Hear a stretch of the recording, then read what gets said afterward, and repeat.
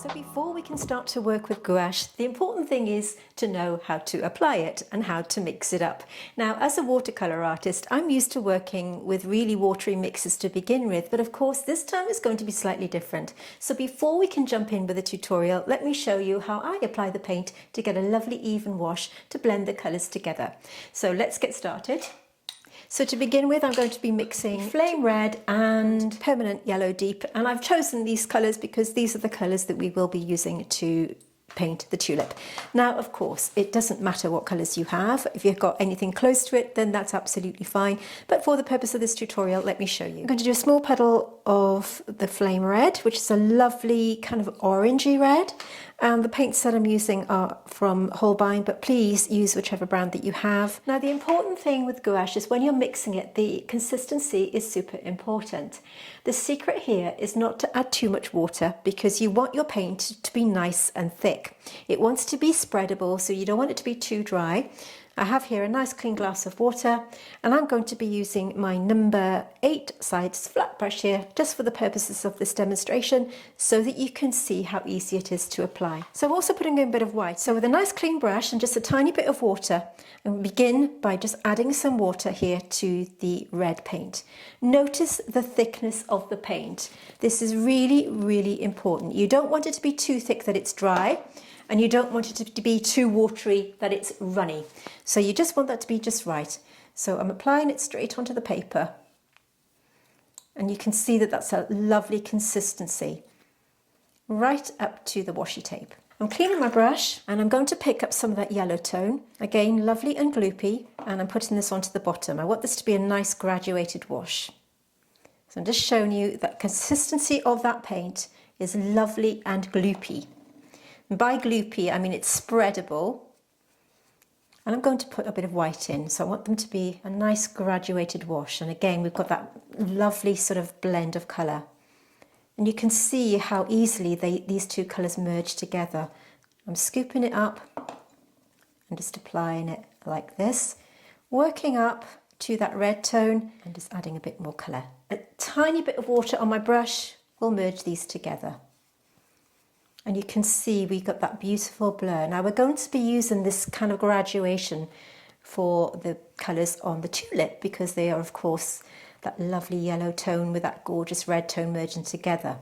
So the important thing here is to keep that paint the correct consistency. If you are struggling with watercolour and you haven't tried gouache, then maybe it's time to give it a try. And all you need to do is let that dry. Now, of course, it goes without saying that gouache can be used in the way that you can use watercolour. So if you want to water it down and have your watery washes, that's absolutely fine. But today we're going to be using it in more of a traditional way, so we can start applying it that way. So now that we know what we're doing with our gouache, let's do the tutorial.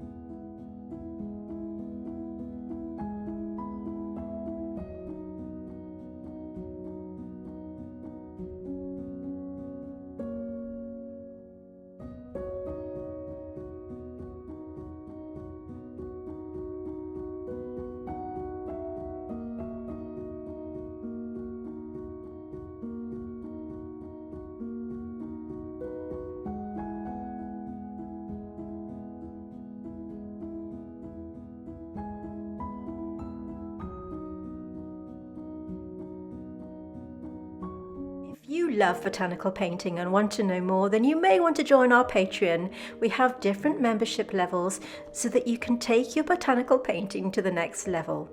With our Clematis level, you will have a full-length, in-depth tutorial every month, and if you'd like to make even more progress, then check out our Rose level, where we now have a mentorship offering feedback to help you grow. You won't find any of our Patreon tutorials here on YouTube, and you can cancel your membership at any time.